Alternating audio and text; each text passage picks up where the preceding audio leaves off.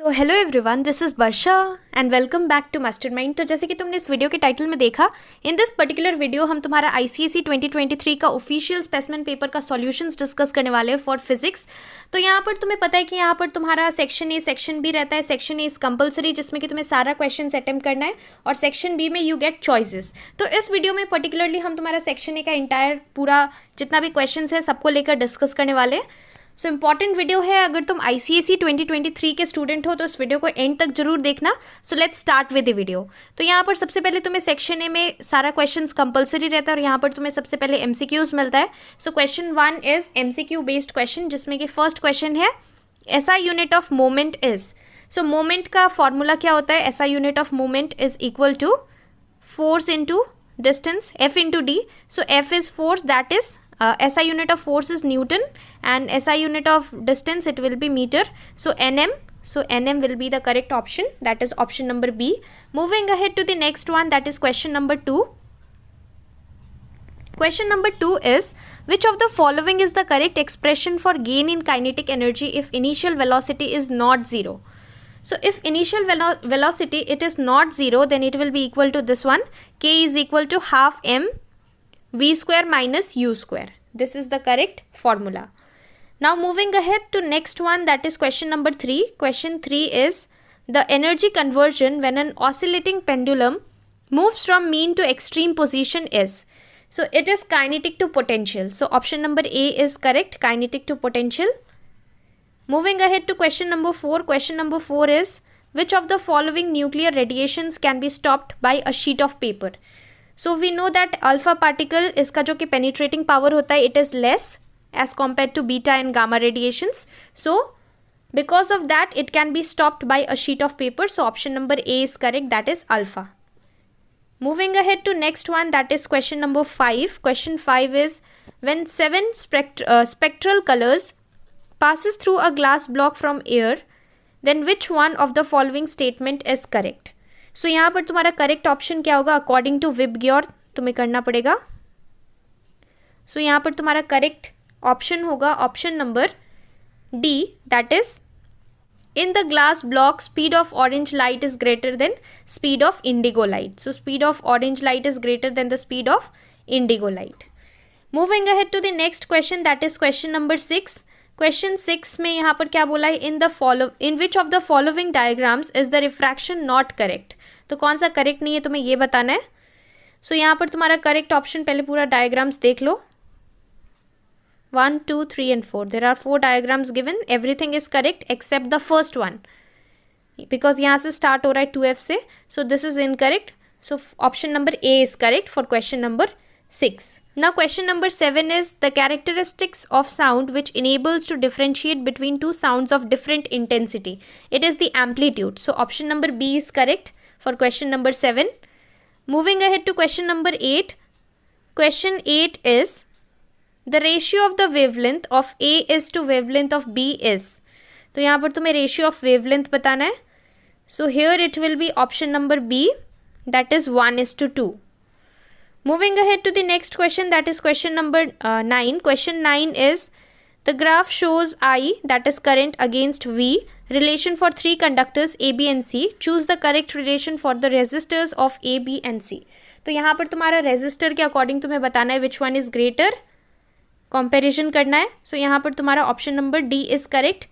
Resistance of C is greater than resistance of B, greater than resistance of A. So maximum will be that of C and least will be that of A. That is the resistance. Now the next question, that is question number 10. Which of the following is the correct color code of the 3 wires live, neutral and earth? तो यहाँ पर तुम्हें colour coding बताना है wire का. So we know that live wire it is brown in color, neutral wire that is blue in color, and earth wire is either yellow or green. So correct option is option number C, live wire brown in color, neutral blue and earth yellow, or it can be green also. Now moving ahead to the next one, that is question number 11. Question 11 is, when a conductor carrying current is placed in a magnetic field perpendicular to it, then the direction of the force experienced can be found out using. It can be found out using which law? Fleming's left hand rule. So option number B is correct for question number 11. Moving ahead to question number 12. Question 12 is, choose the correct statement. Latent heat absorbed. It is directly proportional to the specific latent heat of the substance. So option number D is correct. Now question number 13. Question number 13 is, which of the following liquids is more suitable for radiators in car? So यहाँ पर जिसका specific heat capacity highest होगा that will be the more suitable liquid. So यहाँ पर specific heat capacity जो है highest कौन सा है? Out of these four options, first one जो दिया हुआ है that is highest. So option number A is correct. Liquid P with specific heat capacity 4000 joule per kg per Kelvin is correct. Now question number 14 is, while entering from medium A to medium B, if light slows down then. अगर यहाँ पे light slow down हो जाएगा, so that will be rarer medium to denser medium, rarer to denser. In rarer to denser we know that angle I is greater than angle R. So angle I greater than angle R कौन सा option में? Option number C में. So option number C is correct. Now question number 15, this is the last MCQ based question. उसके बाद हम लोग next discuss करेंगे question number 2. So question number 15 is the phenomena of light that causes the diamond to glitter. This is total internal reflection. Example of total internal reflection. So option number B is correct. Now moving to question number 2. Now question number 2, इसका first question A का question क्या है? How many pulleys are there in a movable block of a block and tackle system with velocity ratio 5. So we know अगर velocity ratio 5 है तो यहाँ पर number of pulleys will be 5. So यहाँ पर तुम्हारा डायग्राम होगा. यहाँ पर ऊपर में क्या होता है? 3 पुलीज होता है. This is fixed pulley. ये upper 3 pulleys they are fixed pulleys और बिलो का जो होता है नीचे का यहाँ पर 2 पुलीज होता है. टोटल 5 है. टोटल 5 है जिसमें से कि 3 जो होता है फिक्स्ड रहता है और 2 मूवेबल रहता है. So how many movable pulleys are there? 2. So correct answer is 2. Next is question number B. A radioactive nucleus emits a beta particle. So they are talking about beta particle. Does the position of daughter nucleus change in a periodic table as compared to the parent nucleus? तो +1 हो जाता है. So यहाँ पर greater हो जाता है. So yes, it changes. Yes. Next, question number C. To which electrically charged plate the beta radiation will deflect while passing through an electric current?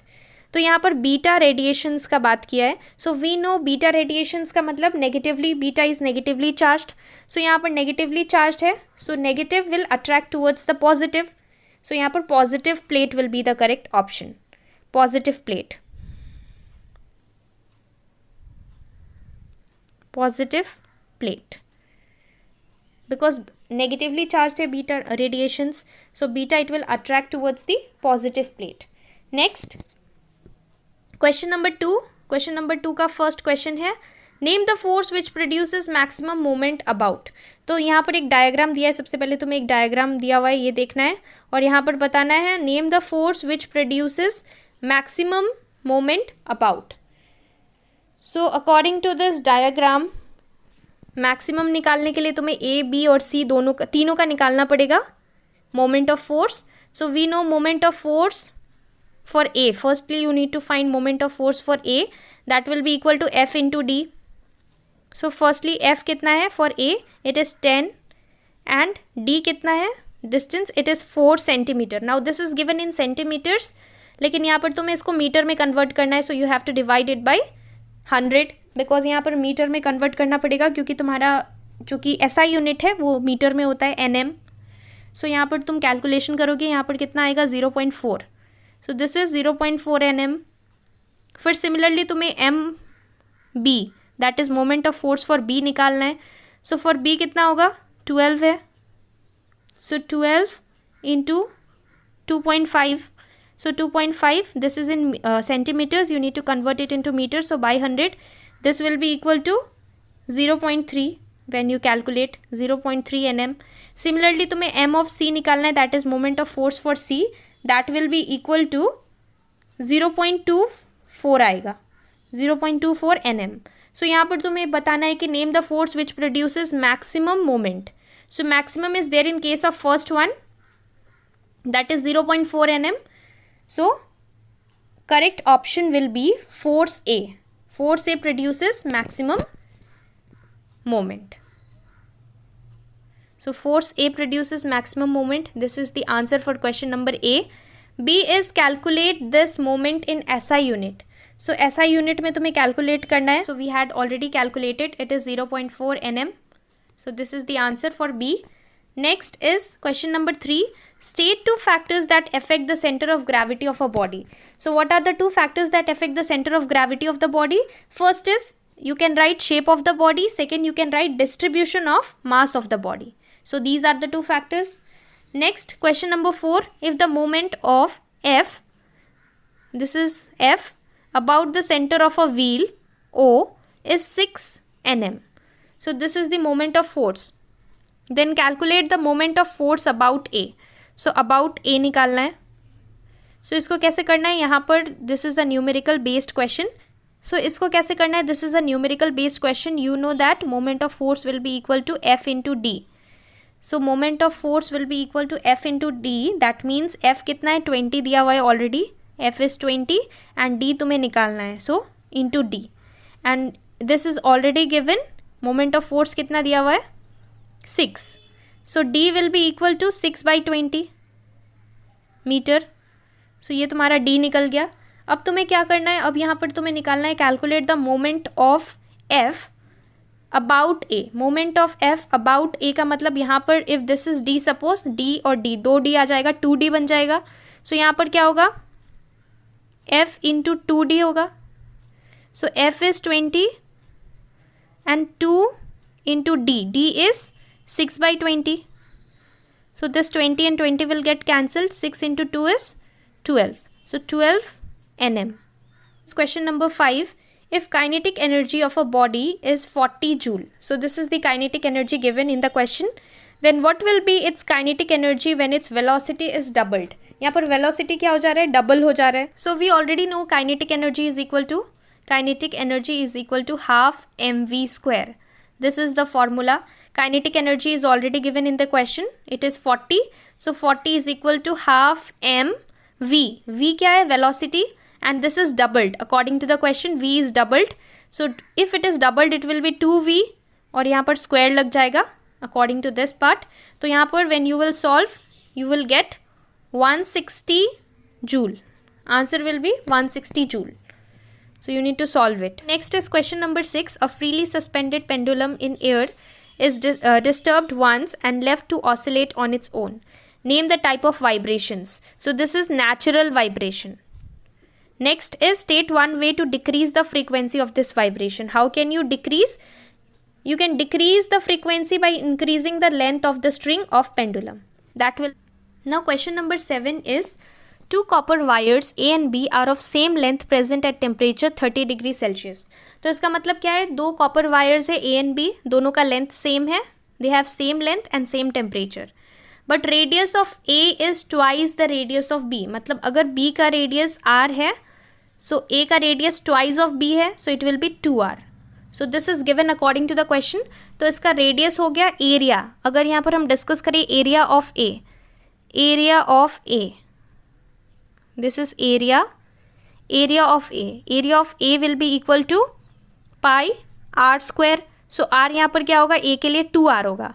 So pi, उसको तुम सॉल्व करोगे तो 4 pi r square ये आएगा.